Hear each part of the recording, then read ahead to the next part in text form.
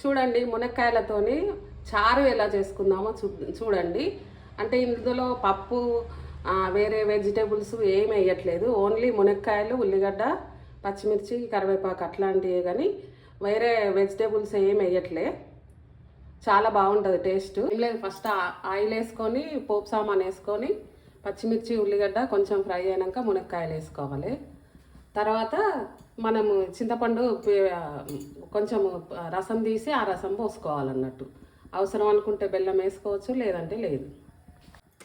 Oil కూడా ఎక్కువ ఏం పట్టదు, ఒక 2-3 స్పూన్స్ అంతా వేసుకుంటే సరిపోద్ది.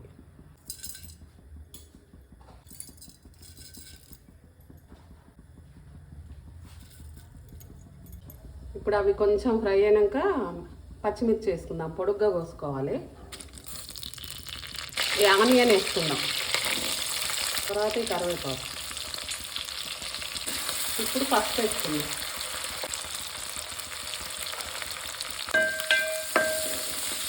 ఇప్పుడు అవి ఫ్రై అయినాయి కదా, మునక్కాయ ముక్కలు వేసుకుందాం.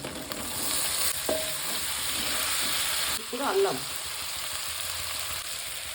వేసుకుందాం. అది కొంచెం ఫ్రై కానివ్వాలి. తర్వాత మెంతి పొడి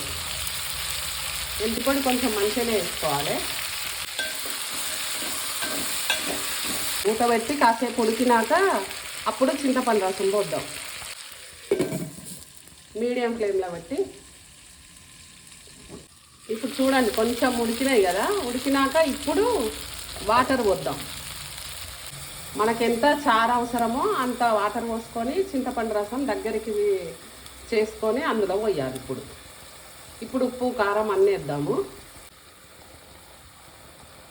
కారం కొంచెమే వేద్దాము, బాగా వేసినా బాగుండదు. ఇప్పుడు ఈ చింతపండు రసము ఇట్లనైనా చేసుకోవచ్చు, లేదంటే పలచగానైనా చేసి పోసుకోవచ్చు. ఇది నేను 1 year నిల్వ ఉంటుంది అన్నట్టు ఈ చింతపండు రసము. దీన్ని ఎలా చేయాలో నేను నెక్స్ట్ ఒక కమింగ్ వీడియోలలో పెడతా, చూడండి. ఇప్పుడు వాటర్ అవసరం ఉన్నంత పోసుకుందాం. ఇప్పుడు వక్కలు మునిగేంత వరకు వద్దాం వాటర్. ఇప్పుడు మూత పెట్టుకుందాము. ఉడికినాక దించే ముందు బెల్లం వేసుకుందాం. ఇప్పుడు రెడీ అయింది సాంబార్. చూడండి ఉడికినాయి వక్కలు ఉడికిపోయినాయి. ఇప్పుడు ఇవి ఇట్లా కొంచెం కలర్ మారినాయంటే ఉడికినట్టే.